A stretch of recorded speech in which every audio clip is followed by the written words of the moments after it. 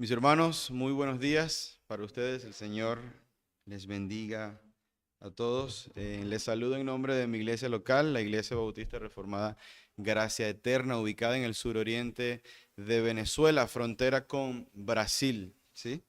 Es para mí un gran gozo poder estar en medio de ustedes. Vamos a la palabra de Dios, al capítulo número 30 del libro del profeta Isaías. Capítulo 30 del libro del profeta Isaías. Vamos a estar desarrollando hoy desde el verso 15 hasta el verso 19, pero para la lectura quiero que leamos partiendo del verso 8. Repito, vamos a estar exponiendo los versos 15 al 19, pero para la lectura inicial vamos a leer desde el verso 8. Leemos, oramos e iniciamos el sermón de esta mañana. Dice la palabra de Dios partiendo del verso 8 en Isaías capítulo 30. Ve pues ahora y escribe esta visión en una tabla delante de ellos y regístrala en un libro para que quede hasta el día postrero, eternamente y para siempre, porque este pueblo es rebelde, hijos mentirosos, hijos que no quisieron oír la ley de Jehová, que dicen a los videntes, no veáis, y a los profetas, no nos profeticéis lo recto, decidnos cosas halagüeñas, profetizad mentiras. Dejad el camino, apartaos de la senda, quitad de nuestra presencia al Santo de Israel. Verso 12. Por tanto, el Santo de Israel dice así: porque desechasteis esta palabra y confiasteis en violencia y en iniquidad, y en ello os habéis apoyado, por tanto, os será este pecado como grieta que amenaza ruina, extendiéndose en una pared elevada cuya caída viene súbita y repentinamente. Y se quebrará como se quiebra un vaso de alfarero, que sin misericordia lo hace en pedazos, tanto que entre los pedazos no se halla tiesto para traer fuego del hogar o para sacar agua del pozo. Verso 15. Porque así dijo Jehová el Señor, el Santo de Israel: en descanso y en reposo seréis salvos, en quietud y en confianza será vuestra fortaleza. Y no quisisteis, sino que dijisteis, no, antes huiremos en caballos, por tanto vosotros huiréis. Sobre corceles veloces cabalgaremos, por tanto serán veloces vuestros perseguidores. Un millar huirá a la amenaza de uno, a la amenaza de 5 huiréis vosotros todos, hasta que quedéis como un mástil en la cumbre de un monte y como bandera sobre una colina. Por tanto, Jehová esperará para tener piedad de vosotros, y por tanto será exaltado teniendo de vosotros misericordia, porque Jehová es Dios justo. Bienaventurados todos los que confían en él. Ciertamente el pueblo morará en Sión, en Jerusalén nunca más llorarás. El que tiene misericordia se apiadará de ti, al oír la voz de tu clamor te responderá. Oremos. Padre nuestro, venimos delante de tu presencia porque estamos necesitados de ti. Por eso, Señor, por la necesidad que tenemos de ti, te rogamos que hables a nuestras vidas, como siempre lo haces, siendo propicio a nuestras necesidades. Hoy te rogamos, sé propicio a nosotros pecadores redimidos por Cristo en esta mañana. Aliméntanos, Señor. Calma nuestra sed, exhórtanos, anímanos, lava nuestras lágrimas, muéstranos a Cristo una vez más, haznos como Él para la gloria de tu nombre en un mundo caído. En cuanto a mí, Señor, ayúdame, te lo ruego, a edificar a tu pueblo. Ayuda a mis hermanos también a ser edificados en Cristo Jesús. Oramos. Amén. Mis amados hermanos, vivimos en un mundo bastante cargado, como dice Pablo, de filosofías y huecas sutilezas. Eso es muy cierto, muy cierto. Estas huecas sutilezas coexisten alrededor de nosotros a veces, lamentablemente, si nosotros darnos el mínimo cuidado de que ellas están alrededor de nosotros y a veces dentro incluso de nuestra manera de pensar. En pleno siglo XXI, la iglesia cristiana hoy, alguna de las cosas con la cual es acechada de manera muy regular es con el consumismo, también con el materialismo, lo que rápidamente se convierte en el narcisismo, yo y solamente yo, lo que pasa también a estar expresado en lo que conocemos como el individualismo, ¿sí? Y ojo, las manifestaciones de estas filosofías y huecas sutilezas no siempre son las mismas. A veces cuando hablamos del materialismo o hablamos del narcisismo o hablamos del consumismo, pensamos solamente y nos imaginamos a nosotros o a otros queriendo conseguir la mejor casa, queriendo conseguir el mejor carro, pero no necesariamente el materialismo y el individualismo, el narcisismo y el consumismo deben expresarse de esa manera, mis hermanos. Basta con aferrarnos a lo que ya tenemos para ser materialistas. Basta con aferrarnos y colocar nuestra confianza en lo que somos y en lo que tenemos por gracia para ser materialistas. Así que no miremos solamente, y bueno, como yo no persigo el último carro, entonces no me considero materialista. No necesariamente. Y es por eso que dije al inicio, vivimos en un mundo que está plagado de filosofías y huecas, sutilezas. Y me gusta la palabra que emplea el apóstol Pablo, huecas, vacío. Lo tocas y suena, hay un eco dentro de ella porque no hay nada.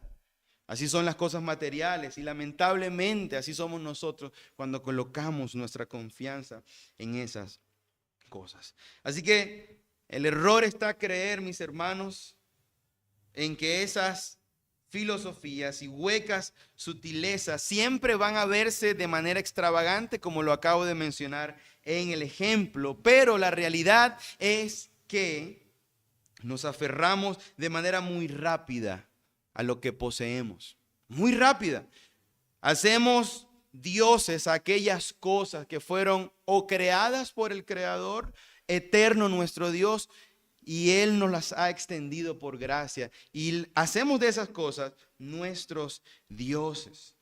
El texto que hoy vamos a exponer, usted dirá, hermano, pero ¿por qué mencionas a Pablo al inicio si estamos leyendo el libro del profeta Isaías? Yo creo que el texto que vamos a estudiar en esta mañana trata con mucho de lo que yo acabo de mencionar en esta leve introducción. Y es por eso, mis hermanos, que al analizar el texto, yo quiero que recordemos, escúchese bien, lo bienaventurados que somos nosotros de ser el pueblo de un Dios fiel.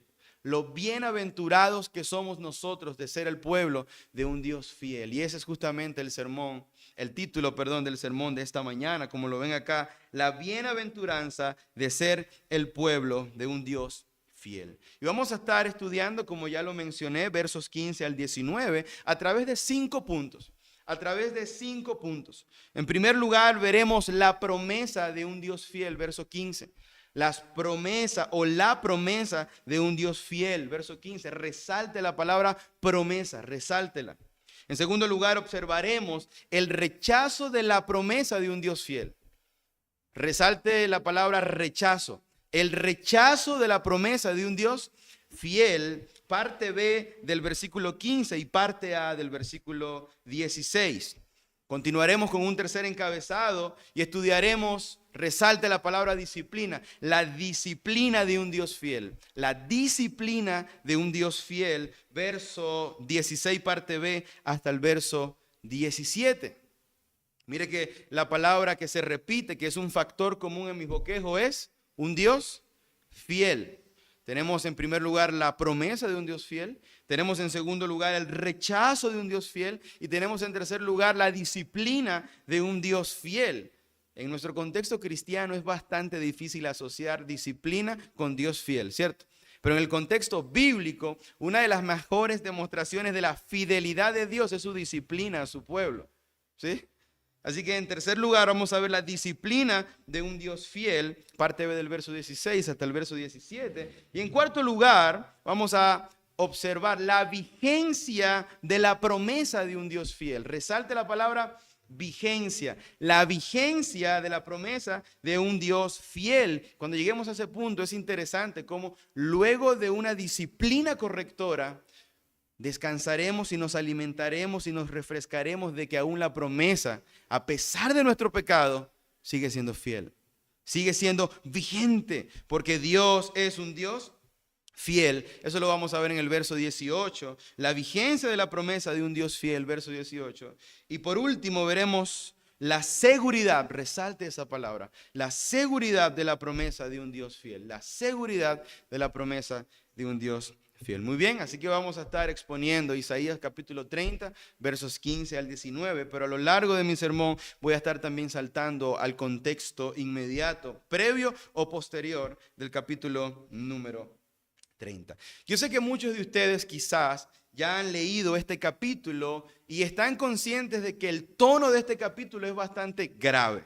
El tono de este capítulo es bastante grave. La tonalidad con la cual Dios inspira a Isaías para que éste hable al pueblo del pacto es bastante grave, es bastante, por así decirlo, hostil. ¿Por qué? Porque contiene una reprimenda de Dios. El capítulo 30 es una reprimenda de Dios no para Isaías, sino para el pueblo del pacto, su pueblo. De manera tal que eso es lo que hace que el capítulo 30 tenga una tonalidad bastante dura, bastante hostil, porque Dios reprende a su pueblo y también promete que va a desbordar su juicio. Yo los voy a castigar. Es interesante porque más adelante del capítulo número 30 veremos en los versos posteriores al verso 19 que el Señor dice, yo voy a hacer la herida, pero también voy a vendar la herida. ¿Sí? Así que es hostil el capítulo 30, pero yo hoy quiero mirar un poco más allá de la hostilidad del capítulo 30 y poder gozarnos y ser exhortados, y quiera el Señor humillarnos muchísimo al ver su fidelidad latente, vigente, a pesar de nuestro pecado, y cuán propensos somos nosotros en rechazar su voz, en rechazar su consejo y aferrarnos a toda aquella cosa que no sea Dios. Vamos a el punto número 1, la promesa, recuerde que le dije que lo resalte, la promesa de un Dios fiel. Verso 15, la palabra de Dios dice, porque así dijo Jehová el Señor, el Santo de Israel. Escuche esto, en descanso y en reposo seréis salvos.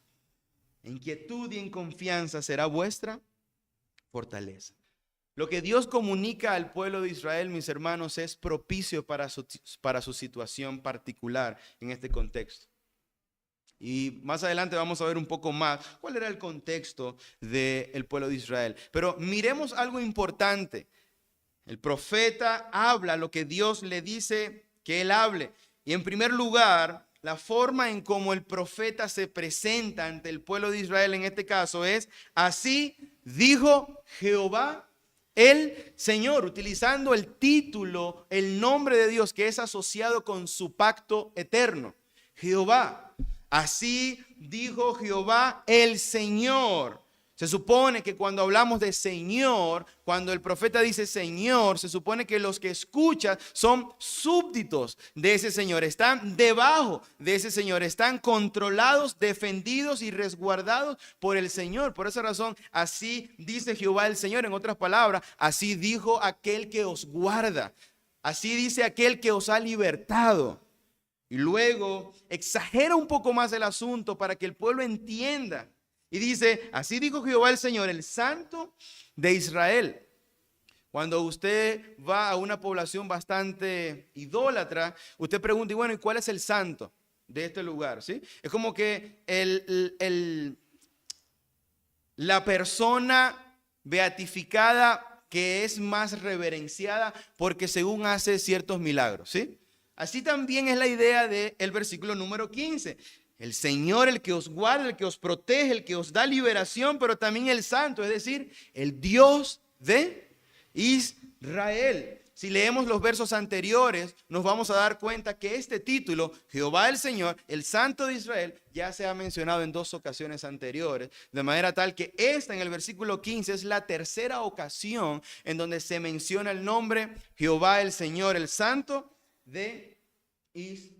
Israel. Mira el versículo 11, cómo el pueblo de Israel dice: dejad el camino, apartaos de la senda, quitad de nuestra presencia al Santo de Israel. Más adelante, en el versículo número 12, Isaías dice: por tanto, interesante, el Santo de Israel, es decir, aquel que ustedes quieren que no esté en su senda. Bueno, el Santo de Israel dice: porque desechasteis esta palabra. Y luego en el versículo 15, por tercera vez, se menciona: porque así dijo Jehová el Señor. Mis hermanos, es importante nosotros prestar atención a la primera forma en cómo Dios habla a su pueblo que ama. El Señor dice: yo soy Jehová, tu Señor. Yo soy Jehová, tu Dios. Por lo tanto, mis hermanos, el pueblo de Israel debe mirar, reverenciar y recordar a aquel que dice lo que ellos están escuchando, que en este caso no es Isaías, sino Dios. Es como cuando usted va a regañar a su pequeño hijo y le dice: yo soy tu papá, por favor obedéceme. Algo así. Cuando el hijo escucha eso, hay algo dentro de su ser que retumba y como que lo hace reconsiderar de lo que va a hacer. Y no lo hace, retrae su pie de hacer tal cosa. ¿Por qué? Porque en ese lugar está una figura de autoridad, su padre. Aquel que no tan solo le da la vida, sino que lo mantiene y le asegura un futuro en el porvenir. ¿Sí? El pueblo de Israel debe escuchar. Nuestro Dios está hablando, nuestro Señor. Y ese es el centro del punto, mis hermanos. Ese es el centro del asunto, Dios. ¿Por qué? Porque el centro de la promesa, ¿quién es? Dios. El centro de la promesa es Dios. Y también llega a ser el centro del pecado del pueblo. Dios. Así dice Jehová el Señor. ¿Cuál es el pecado de Israel? Israel ha olvidado al Señor. Israel ha olvidado al Señor. Ese es el pecado del pueblo. Y mis hermanos, escúchenme, por favor. No quiero que nos vayamos muy lejos, de manera que observemos al pueblo por debajo de nuestros hombros y digamos: oh, mira cómo este pueblo desprecia a Dios. No, no, no. Yo quiero que tú y yo miremos a Israel muy cerca. Tan cerca que a veces nos incomodemos diciendo: ¿por qué razón Israel está tan cerca de mi experiencia? No, yo no quiero estar cerca de Israel, quiero irme a otro lugar. Así que yo quiero que no miremos a Israel con desprecio. A veces estamos más cerca de Israel de lo que nosotros queremos imaginar. Así que el pecado de Israel es que han olvidado al Señor. Así que el verso 15 nos muestra a Isaías declarar: pueblo, escuchen que Dios el Señor, Jehová tu Dios, ha dicho algo. Y preguntémosle al texto: y bueno, ¿y qué es eso que ha dicho el Señor? En quietud, en descanso y en reposo seréis salvos. En quietud y en confianza será vuestra fortaleza. Dios comunica a su pueblo que ellos deben estar quietos. Ellos deben estar en reposo. Ellos deben estar en una tranquilidad tal que no debe interpretarse como ociosidad, sino una tranquilidad tal que debe interpretarse en una confianza plena en que el Santo de Israel conoce mi situación y por lo tanto obrará a mi favor. Esa es la idea. Esa es la idea de Dios. Por favor, reposen. Estén descansando en que yo voy a salvarlos. Número 2, estén quietos y confíen que en ese contexto de quietud y confianza, ahí es donde encuentran su mayor o su única, mejor dicho, fortaleza. Mis hermanos, pregunta: ¿la promesa está resguardada por quién? Por Dios. Por eso dice: así dice Jehová el Señor, el Santo de Israel. La promesa está vigente, está hipertérrita, está ahí inamovible en la persona de Dios, en su nombre, en su ser. ¿Por qué razón uno de los mandamientos del Decálogo es que no debemos mencionar el nombre del Señor en vano, por todo lo que el nombre de Dios representa. Las hazañas, los portentos, su misericordia, sus atributos, su magnificencia, su santidad, su justicia, sus perfecciones. Todo eso está contenido en el nombre eterno y perfecto de Dios, el cual un día en la eternidad cantaremos por la eternidad de la eternidad. Así que lo que da vigencia a la promesa es Dios mismo, su nombre. Yo estoy diciendo que estén quietos, reposando, tranquilos, confiando en mí. Yo soy su Señor, yo soy su Dios. Así que lo único que el pueblo debe hacer en la promesa de Dios es confiar. Lo único que el pueblo debe hacer es confiar en la promesa de un Dios fiel. Por eso este primer punto lleva como título, ¿cuál? ¿Qué cosa? La promesa de un Dios fiel. En Segunda de Crónicas hay un texto que a mí me gusta mucho y que lo comparo con esto y dice: paraos, dice el Señor antes de la guerra, paraos, estad quietos. Escucha esto. Y ved la salvación de Jehová con vosotros. ¿Sí? Ellos están a punto de pelear, pero Dios dice: paraos, quédense quieticos ahí y solamente observen cómo yo los salvo. ¿Sí? Mis hermanos, ese es el plan redentor. ¿Sí? Lo que el Antiguo Testamento está es tipificando la forma en cómo nosotros seremos salvos de la ira de Dios. ¿Sí? Y de también el pecado que nos asedia, haciendo cosas para lograr redención y salvación y justificación y santificación y adopción. No, esperando y aceptando con fe y arrepentimiento y ya, y recibiendo una salvación tan grande. Así que Dios promete a su pueblo que Él los salvará. Esa es la promesa de un Dios fiel. Él los salvará.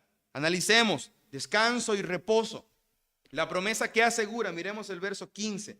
La promesa que asegura: en descanso y en reposo seréis salvos, de manera tal que la promesa que asegura, que promete, salvación, mis hermanos, salvación, ¿ok?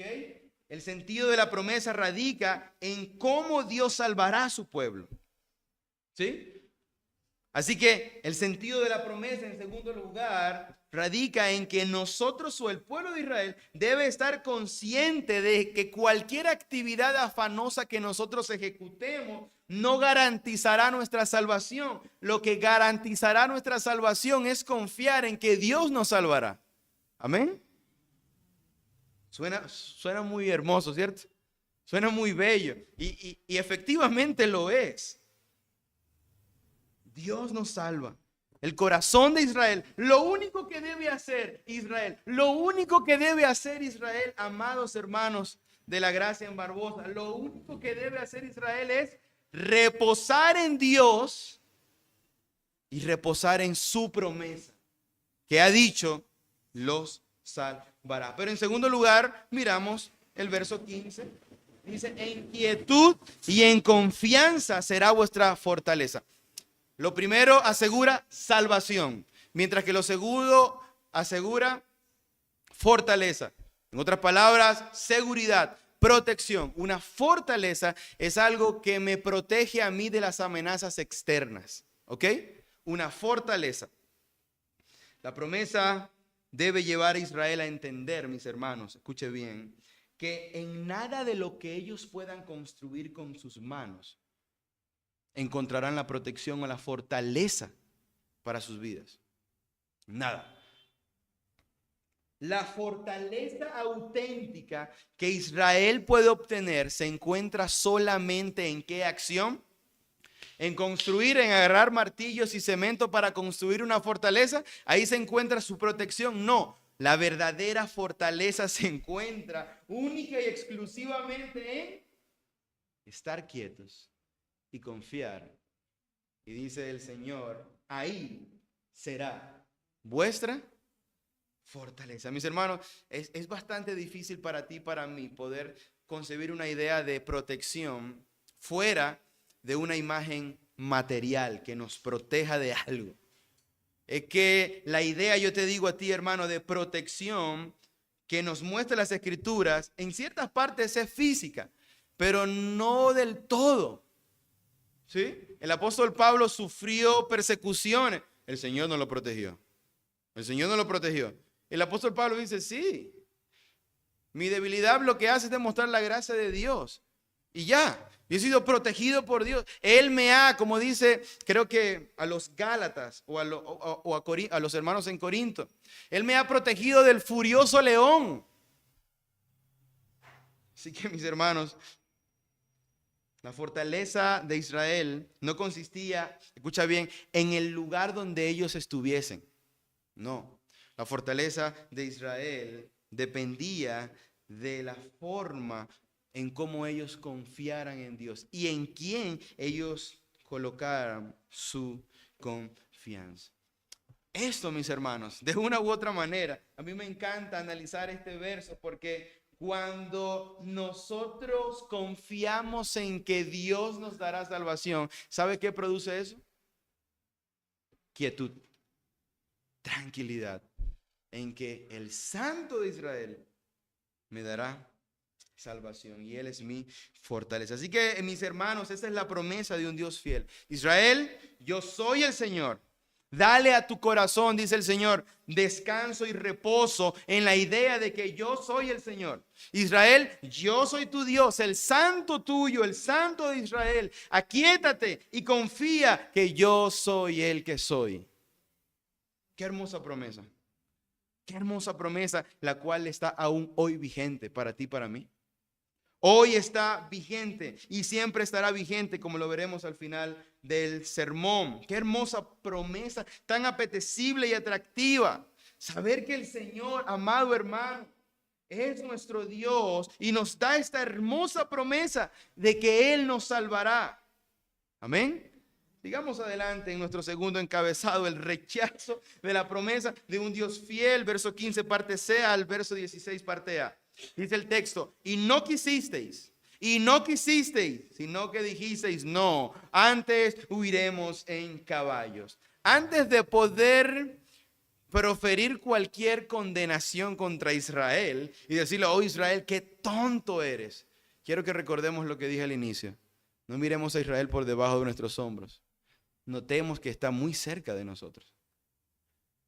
Mire cómo Israel aquí dice, no, yo no quiero tu promesa. Yo rechazo tu promesa. Ahora más bien, yo voy a huir en caballo. Mis hermanos, es increíble. Díganme usted si no es increíble. Ante tal magnitud de promesa que Israel rehúse a creerla. Es una cuestión bastante alocada, ¿sí? No quisieron escuchar la promesa.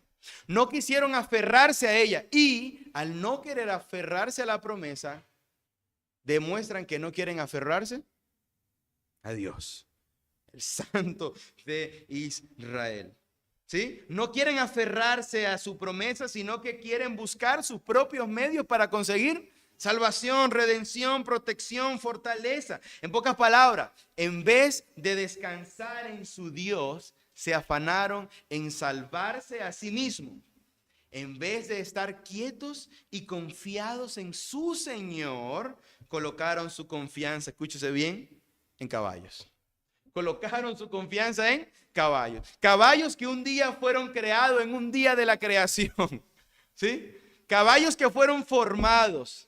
Sus ligamentos, incluso su fuerza fue dada por Dios mismo. Pero Israel, conociendo muy bien los días de la creación, lo tenían en su ley, lo tenían en su recordatorio. Los niños desde pequeños recitaban los días de la creación. A pesar de tener esa realidad vigente, colocan su confianza en caballos.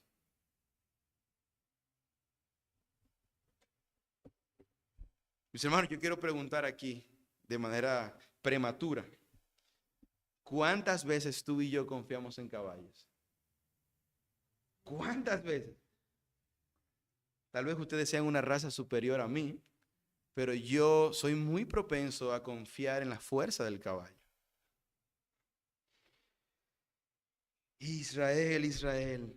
Vemos al menos dos cosas acá, dos tipos de pecado, o dos pecados, o un pecado en dos expresiones. Número uno, Israel peca ¿Cómo, hermano? Al no creer y confiar en Dios. Eso es un pecado. El no confiar y creer en la promesa del Dios del pacto es un pecado. Cuando nosotros desconfiamos de las promesas de Dios, estamos pecando. Pecamos en contra del Dios del pacto de la misma manera en como Israel pecó en el capítulo 30. ¿Vieron que Israel está cerca de nosotros? No necesitamos ser perseguidos por los asirios. Basta solamente que quizás estemos desempleados. Mis hermanos, Israel pecó al no creer y confiar en Dios. Ellos, ¿qué hicieron? Rechazaron la promesa. No la quiero. Y eso es lo que indica la palabra rechazar. Implica una voluntad inteligente en yo, por mis propios medios, no querer algo. Cuando usted le da a un niño la sopa quizás de auyama, que a muchos no le gustan, no sé cómo se dice aquí, la fruta, o la verdura, perdón, el niño va a hacer no, y te va a quitar la cuchara, y va a cerrar su boca. No, aunque tú lo fuerces, él va a estar ahí. Eso es lo que implica rechazar. ¿Qué hizo Israel? Rechazó creer y confiar en la promesa de Dios. Y hemos aprendido ya hoy que rechazar la promesa es rechazar a Dios. No creer en la promesa es no creer en Dios. En segundo lugar, Israel peca al buscar otros medios para obtener salvación. Al buscar otros medios. Mira el texto. Sino que dijiste, no, antes huiremos en caballos. Así que Israel peca al no creer y confiar en Dios. Y en segundo lugar, a buscar otros medios para obtener salvación. Buscan medios personales fuera de Dios. Y si notamos bien, mis hermanos, ellos están haciendo todo lo contrario a la promesa. A lo que les pide la promesa solamente. ¿Qué les pide la promesa? ¿Qué promesa tan bella? Nos pide que confiemos. Nos pide que descansemos en el Señor. Que estemos quietos y esperemos y veamos la salvación que Dios tiene resguardada para su pueblo. Porque Él es fiel. ¿Qué hace Israel? No rechazo esto, mejor me monto en mi caballo y cabalgo antes que me maten. ¡Qué tremendo! El pecado de Israel, mis hermanos. Vamos al verso 9. Vamos rápidamente al verso 9. Donde el Señor dice a Isaías. Mire lo que dice Dios a Isaías. Este pueblo es rebelde. Son hijos mentirosos. Hijos que no quisieron oír la ley de Jehová. ¿Dónde están las promesas? En la ley de Jehová se encuentran las promesas. Él ya ha hablado, pero por si fuera poco, Dios no tan solo había dado promesas en la ley, sino que en este tiempo Dios había declarado promesas y el pueblo de Israel había escuchado con sus oídos la promesa de Dios. Nosotros hoy tenemos las promesas en Cristo, como dice el apóstol Pablo. Todas las promesas son en el sí y en el amén. Ahí están reunidas en Cristo. Este pueblo tuvo el privilegio de oír la voz tronante de Dios, declarar las promesas. Caramba, Israel. Observamos a un pueblo, según el versículo 9, enfocado y siendo diligente hacia todo aquello que está en contra de Dios y de su ley. Un pueblo que abiertamente ha rechazado a su Dios. Miremos el verso 10 ahora. Y esto nos da mucho más detalles y nos muestra el nivel de decadencia del pueblo. Mira el verso 10, mira lo que dice. Dicen a los videntes, no veáis, a los profetas, no nos profeticéis lo recto, decidnos cosas aduladoras. En otras palabras, profetizadnos mentiras. Mis hermanos, una de las mayores señales de incredulidad en una persona es el rechazo a la palabra de Dios. Cuando usted ve a una persona que está predicando el evangelio persona a persona y rechaza el evangelio, usted dice, esta persona está hundida en una incredulidad que está muy cegado. Y para aquellos que han predicado persona a persona, hay individuos que no rechazan la palabra de Dios, ¿sí? Ellos la aceptan y tú le preguntas, ¿tú crees en Dios? Sí, sí creo en Dios. Pero hay otros que dicen, no, yo no creo en Dios. No me des nada de eso. No sé cómo se come eso. Eso ni siquiera se come. Así es el pueblo de Israel. Demostrando una de las mayores señales de incredulidad al momento de rechazar la palabra de Dios. Y ya vimos cómo lo rechazan en el verso 9. Pero ahora en el 10, la incredulidad es mucho más demostrada. ¿Sí o no? Ellos dicen, miéntanos. Mis hermanos, ¿qué acaso no es preferible escuchar aquello que me conduce hacia el bien? Lógico, ¿cierto? No te vayas por esa esquina porque por ahí roban. Vete mejor por esta vereda. ¿Eso no es un buen consejo? ¿Qué hace Israel? No, dime otra cosa, cámbiame esa instrucción porque quiero ir por ahí o por otro lugar. Miénteme y dime que me va a ir bien. Miénteme y dime que voy a prosperar. Miénteme y por favor prométeme que en los caballos encontraré la fuerza. En pocas palabras. En los caballos, en su velocidad, en su agilidad, ahí yo encuentro mi fortaleza. Eso es lo que está haciendo el pueblo de Israel, rechazando el consejo eterno de Dios y en su lugar pidiendo mentiras y falacias. Pidiendo mentiras y falacias y adulaciones. Es increíble, mis hermanos, cómo ellos, teniendo un firme cimiento, escogen algo inestable que no tiene fundamento. Que no tiene fundamento alguno. Y el verso 11 nos deja boquiabiertos. Miremos el verso 11, mire esto. Cuando leemos que Israel dijo, quitad de nuestra presencia el santo de Israel. Quítalo de mi vista. Quítalo porque no lo quiero ver. No lo quiero ni siquiera oír. No lo quiero mencionar. Quítalo. Quita de nuestra presencia al santo de Israel. Mis hermanos, algunos de nosotros podremos decir qué triste la situación del pueblo de Israel y preguntarnos, ¿cómo es posible que ellos fueron tan tontos? ¿Cómo es posible que ellos fueron tan locos al rechazar la palabra de Dios y buscar a la criatura antes que al Creador? ¿Cómo alguien puede llegar a ese nivel? Podrás preguntarte tú de manera asombrado, viendo Israel por debajo de tus hombros. Pero yo quiero mostrarte, querido hermano, que la causa por la cual vemos a Israel en este contexto es porque todas estas cosas que vemos, todo el pecado que estamos viendo, toda la obstinación de este pueblo, sus palabras, sus caminos y decisiones, nacieron justo cuando su estabilidad fue amenazada. Escucha, todos estos pecados, toda esta serie, toda esta partitura de pecaminosidad nació en el momento en que su estabilidad fue amenazada. Yo voy a amenazar la integridad de Jeffrey. Voy a salir de aquí, te voy a quitar la silla y te vas a caer. Eso es amenazar su estabilidad. Yo estoy amenazándolo.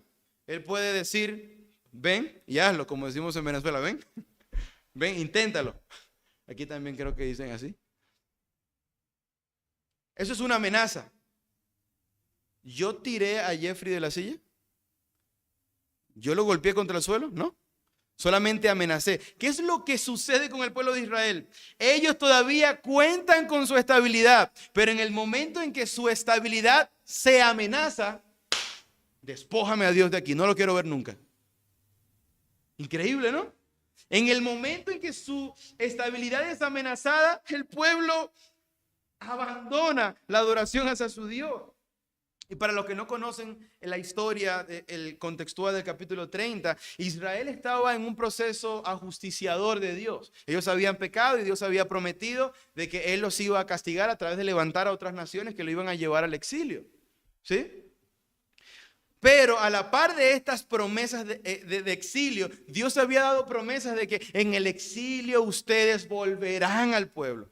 En el capítulo 6 hay una imagen donde el Señor ilustra la sentencia de Israel a través de cortar el tronco. Ustedes van a ser cortados. Incluso la raíz que quede también va a ser quemada. Pero luego en el capítulo 6, en el verso final dice, pero ese tronco dará un retoño. Es decir, que con la promesa del castigo está la promesa también de la vindicación. Aquí Israel está siendo amenazada por el imperio asirio que viene o ha anunciado venir en contra de ellos. En ese momento, profeta, dime que voy a encontrar mi salvación en otro lugar. ¿Qué dice Dios? Estad quietos, en reposo, tranquilos y confíen en mí. Ahí está su salvación, ahí está su fortaleza, mis hermanos. Lo único que el pueblo debía hacer en este contexto histórico, ¿qué cosa?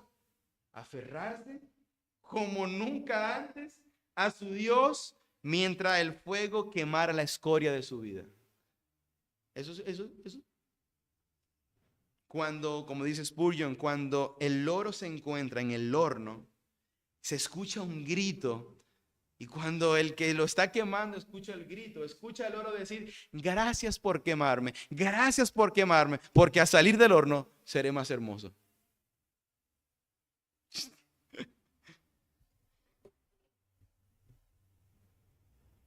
Ay, mis hermanos, cuando notamos esto nos damos cuenta que Dios ejerce juicio sobre su pueblo, pero también da promesas en medio del juicio de que Él los redimirá de las manos de sus enemigos. Sin embargo, la historia nos relata una acción o una reacción totalmente distinta a la que nosotros estamos proyectando acá.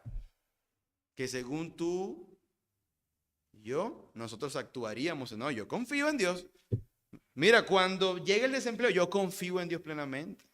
¿Sí? Ahí yo descanso y yo estoy quieto, tranquilo. Cuando el luto, cuando la muerte llega a mi casa, sí, yo confío en Dios, ¿sí?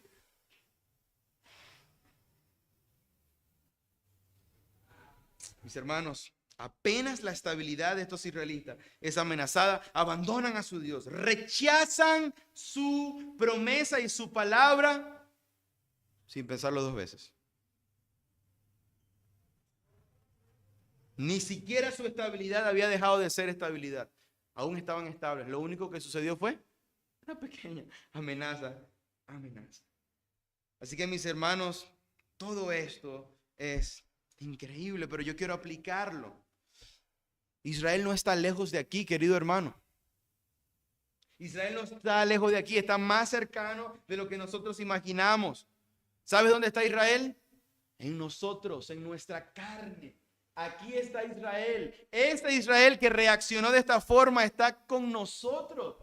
No está lejos, no está a 10 kilómetros, está aquí. Incluso el que predica, hoy yo tengo a Israel corriendo en mi carne. Este vestigio de carnalidad que aún por desgracia tenemos, pero que por gracia nos hace más dependientes de Dios. De que en Él seremos perfeccionados, de que nuestra vida no está estable por nuestros méritos, sino de que su promesa sigue firme y que Cristo está en el trono intercediendo por nosotros y todo está debajo de sus pies, en su perfecto control. La muerte es un designio de Dios, la vida es un designio de Dios. Nosotros solamente debemos aceptar su voluntad con gratitud.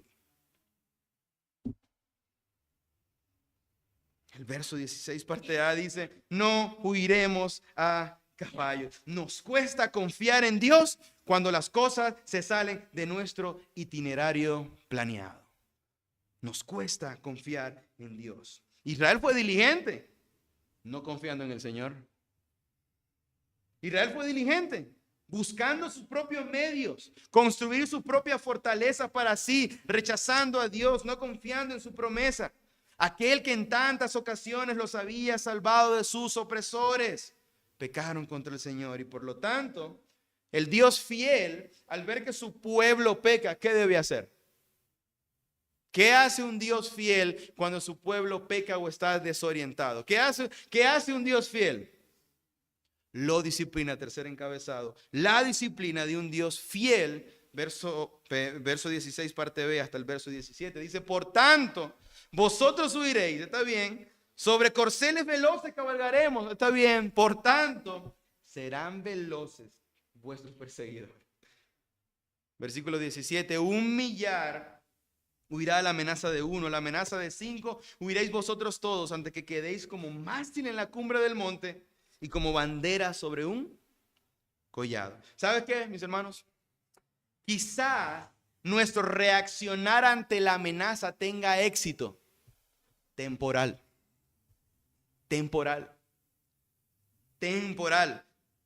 Aquellos que tienen problemas con el alcohol, cuando sucede algo, en donde temporalmente encuentran su fortaleza. En la botella, que se acabe la botella, volverá tu calamidad. Tómate otra. se van las penas, que se acabe el efecto del alcohol, volverá la calamidad. Nunca tu corazón estará quieto si se encuentra fuera de Dios, como dijo Agustín. Nunca.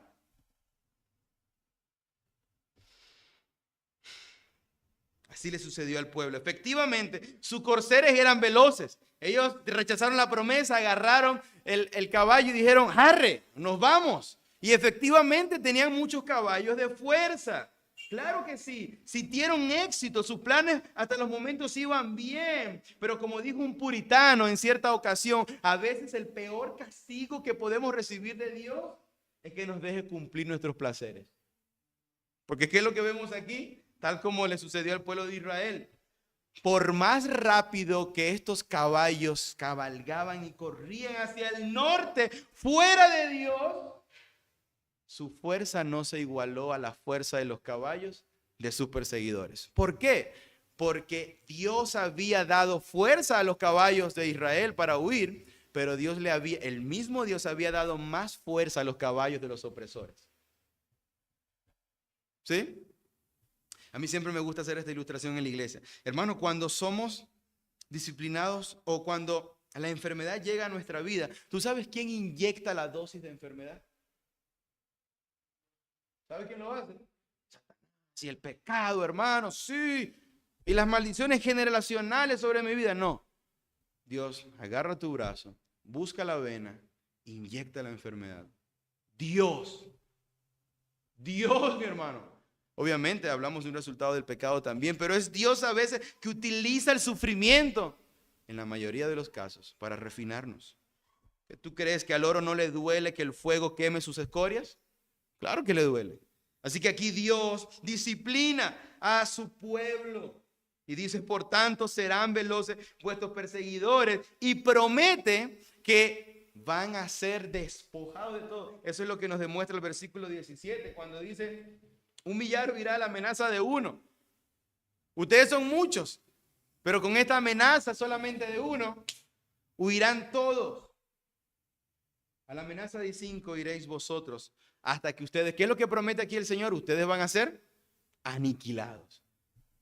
Van a ser completamente despojados de sus posesiones. Eso es lo que significa hasta que quedéis como mástil en la cumbre de un monte. Cuando un pueblo pelea contra otro pueblo y este pueblo es mayor sobre aquel pueblo que está defendiendo su territorio, ¿qué hace el pueblo ofensor? Agarra su bandera y dice, aquí estoy yo. El Señor dice, bueno, por más que tú cabalgaste, mira, el enemigo vendrá y pondrá su estandarte y todo esto será de ellos. Vamos al verso 1 al 5. ¿Por qué razón Dios tiene que disciplinar a su pueblo? ¿Por qué razón Dios a veces nos disciplina a ti y a mí? Mire el verso 1 al 5 del capítulo 30. Ay de los hijos que se apartan. Ay de los hijos que se apartan. ¿Dice quién? Isaías. Dice Jehová. Ay de los hijos que se apartan, dice Jehová, para tomar consejo y no de mí, para acobijarse con cubierta y no de mi espíritu, añadiendo pecado a pecado, que se apartan para descender a Egipto y no han preguntado de mi boca, para fortalecerse en la fuerza de Faraón y poner su esperanza en la sombra de Egipto. ¿Usted está leyendo conmigo, hermano, esto? Mire la disciplina de Dios, verso número 3.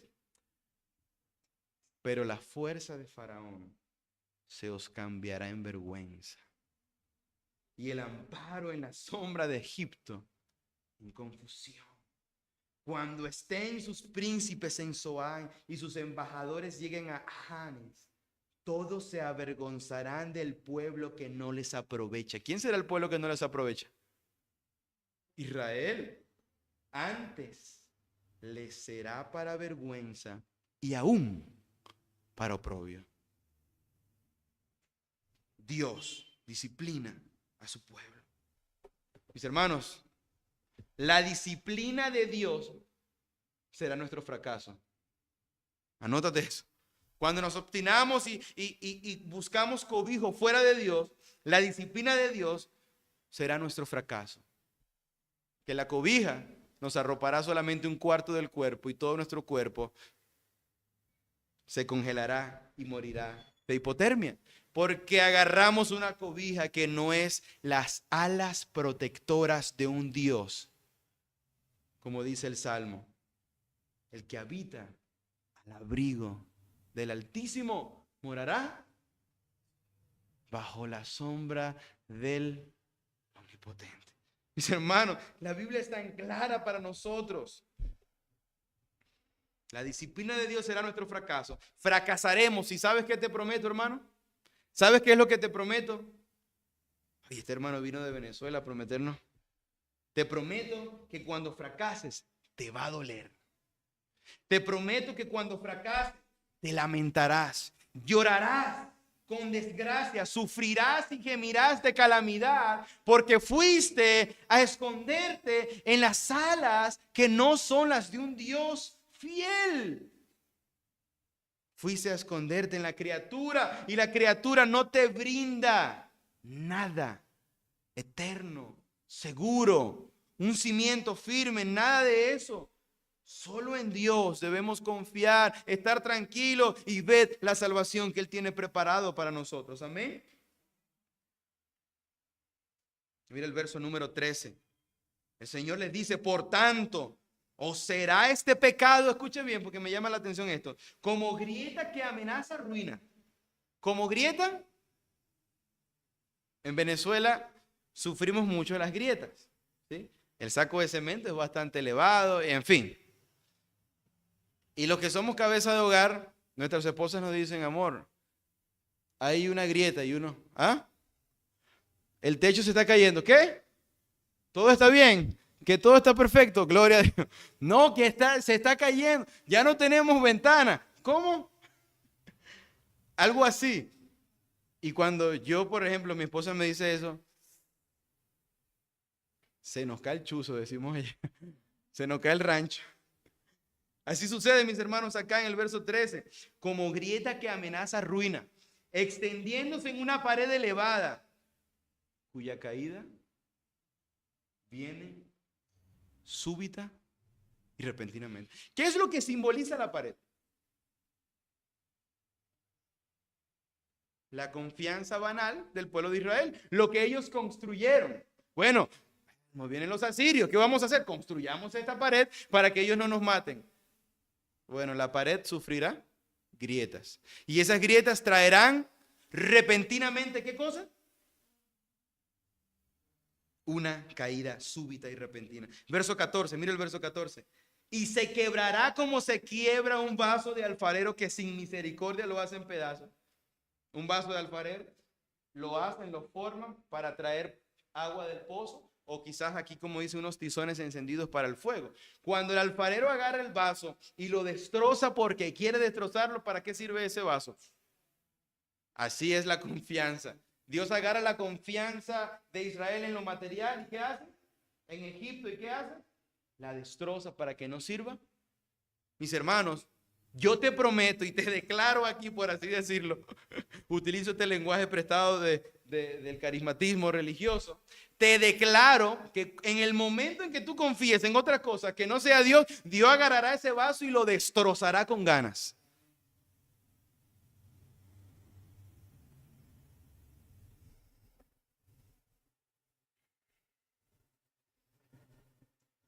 Mis hermanos, ahí lloraremos, ahí sufriremos, ahí nos lamentaremos. Y quiera Dios que en ese momento de humillación volvamos nuestro rostro a Él. Quiera Dios, porque aún una peor calamidad es estar ahí y sufrir sin esperanza. El pueblo de Dios, amados hermanos, yo quiero animarte. El pueblo de Dios no sufre sin esperanza. Como pueblo de Dios sufrimos con una esperanza en el norte. Por eso mi cuarto punto, la vigencia de la promesa de un Dios fiel. Verso 18, mire lo que dice Dios hablando. Por tanto, escucha esto y regocígate en la inspiración completa de la palabra de Dios. Jehová esperará para tener piedad de vosotros y por tanto será exaltado teniendo de vosotros misericordia, porque Jehová es Dios justo. Bienaventurados todos los que confían en el amén. Mis hermanos, es increíble notar el lenguaje. Por tanto, Jehová, ¿qué hace? Esperará que tú hagas lo que vayas a hacer. Dios está, qué bien, anda a Egipto. Vamos, anda a Egipto. Vamos, anda a Egipto. Están en Egipto y luego Egipto se avergüenza de tener a estos judíos aquí, hebreos aquí. Bueno, no, fuera de aquí, no lo queremos. Ahí hay sufrimiento. Ahí hay llanto. ¿Qué pasó? Nuestra pared tiene grietas. Nuestra fortaleza se viene abajo súbitamente y repentinamente. Y allá en el trono, el que controla el orbe del universo, está observando de manera fiel a su pueblo. Se duele también de la infidelidad de su pueblo, pero Jehová esperará para tener piedad de vosotros. ¿Qué espera Jehová? ¿Qué es lo que espera? Nuestro quebrantamiento. Eso es lo que está esperando Dios. ¿Ok? Te voy a quebrar como quiebra un vaso de alfarero. Dios espera, pero Él espera para cuando estemos absolutamente quebrados y desvalidos, tener misericordia de nosotros. Y por tanto, en ese contexto, el que se acuerda de nuestras calamidades y echa al fondo del mar nuestros pecados, será exaltado, porque Él tendrá misericordia de nosotros. Porque Jehová es Dios justo. Ya un momento, Señor, ¿cómo tú vas a ser justo? Lo que Israel merece es la muerte. Eso es lo que merece Israel. Momento, hijo, no mires como tú mirarías a Israel. Estamos hablando de un Dios que en el pacto eterno de redención prometió dar redención a través de Cristo. Que en Génesis capítulo 3, verso 15 prometió que la simiente vendría a traer salvación. Por lo tanto, Israel no puede ser destruida por completo. Aquí está la simiente. Debemos preservar esta línea, porque yo tengo un plan redentor aún mucho mayor que lo que voy a hacer con Israel hoy. Yo soy justo, pero miramos como que Dios es justo con Israel. No, Él es justo para consigo mismo. Él tiene una palabra. Él ha declarado: daré salvación a Israel. Todos los pueblos se congregarán a ella y entonces el nombre de Dios será glorificado. Él ha dado una palabra. Él debe ser fiel a su. Yo siempre le digo a mis hermanos en Venezuela: nuestra bienaventuranza no radica en la fidelidad de Dios hacia nosotros. Eso es un error teológico. Nuestra bienaventuranza radica en la fidelidad que Dios se tiene a sí mismo, a su palabra, a su decreto.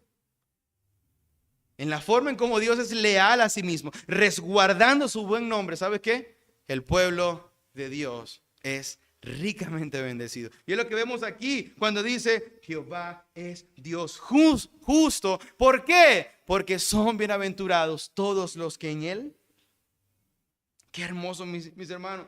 Aun cuando somos quebrados, la vigencia de la promesa de Dios nos recuerda que Él es justo.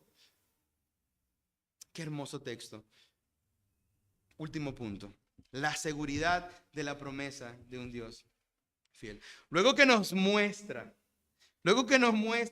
que está vigente, el Señor hace algo que es bastante bueno, y yo digo que es un tipo de la forma en cómo el Espíritu Santo hoy nos recrea y nos hace regocijarnos en las promesas de Cristo. Mire, verso 19. Ciertamente el pueblo morará en Sión, en Jerusalén, nunca más llorará.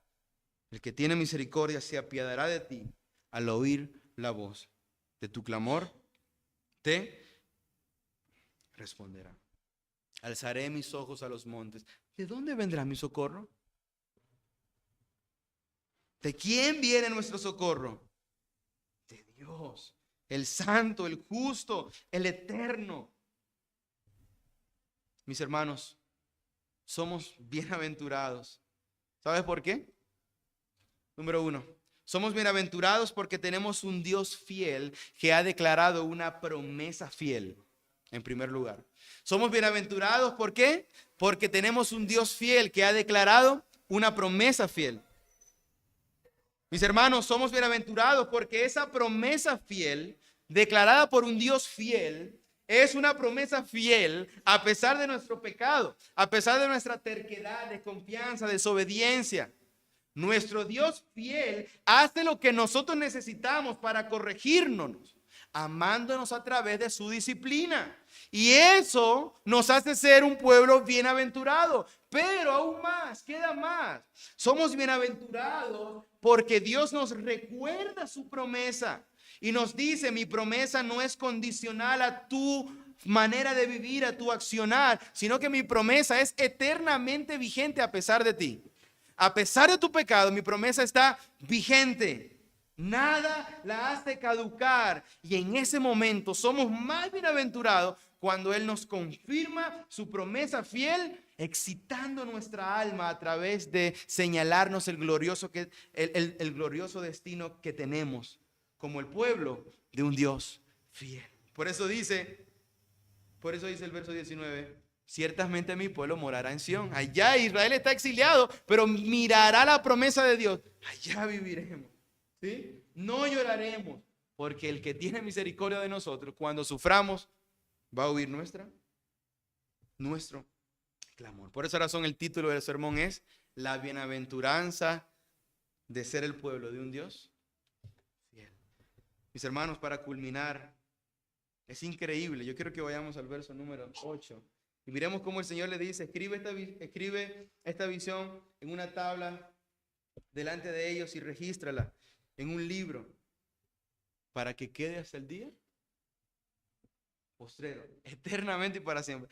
A mí me llena de mucho regocijo este texto porque hoy tenemos un cumplimiento de esta promesa. De una u otra manera, quizás no todos, pero aquí algunos al menos nos vamos a nuestras casas alegres porque esta promesa ha revitalizado nuestra alma, acongojada, triste. Espero que ese sea tu caso, mi hermano. Hoy tiene cumplimiento. Dios nos habla al pueblo bienaventurado de un Dios fiel en el siglo XXI. Amén. Mis hermanos, tenemos esperanza. Tenemos esperanza. Tenemos muchísima esperanza.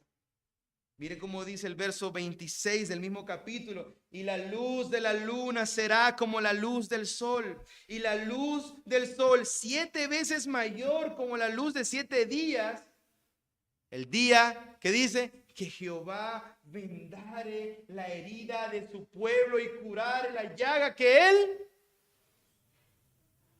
Mis hermanos, tenemos una promesa hermosa, apetecible, que debe crear una combustión en tu corazón y en el mío para seguir siendo fieles a un Dios que es fiel.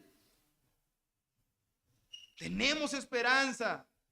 Él va a hacer la herida, pero Él promete que la vendará, que la curará, que pondrá su aloe, restaurará nuestra enfermedad.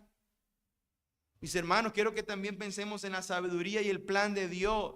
Dios no piensa como tú. Dios no piensa como yo. Nuestros caminos no son sus caminos. ¿Quién aconsejó la mente del Señor? ¿Quién le dio al primero para que Él tenga que responderle? ¿Quién le enseñó el camino de la prudencia? Nadie. Sus planes son perfectos.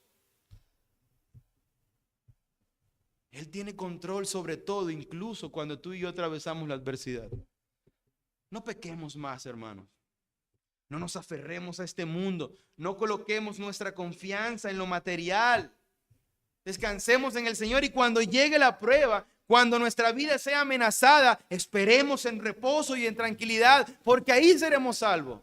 Confiemos en Dios porque Él será nuestra fortaleza. Amén. Querido amigo que nos visitas, yo quiero ser muy crudo contigo. No sé si hay aquí alguien que nos visita. Pero tú estás sin protección alguna en el mundo. Tú no tienes ninguna fortaleza. Si a ti te gustó el texto, yo te digo, no es para ti. Lo siento. Tú no tienes protección hoy. Pero quiero darte una promesa. Que si tú confías en Cristo, te arrepientes de tus pecados en lágrimas, de una manera inmediata tendrás alrededor de ti una muralla firme e inamovible que te protegerá hasta más allá de la muerte. Cristo Jesús, la propiciación por nuestro pecado, el centro de la vida, todo, el Verbo encarnado, el cual se humilló para poder recibir la ira que tú y yo merecíamos. ¿Qué tú esperas? Si Dios es justo y tú rechazas a Cristo, ¿qué tú crees que va a hacer contigo? ¿Qué tú crees que va a hacer contigo cuando tú rechazas al amado, al ungido de Jehová? Aquel en donde Él halló complacencia. Corre a Cristo mientras pueda ser hallado.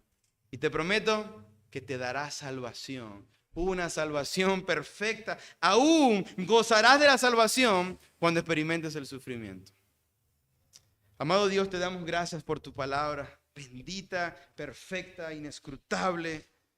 Que ella nos alimenta, nos exhorta, nos esperanza.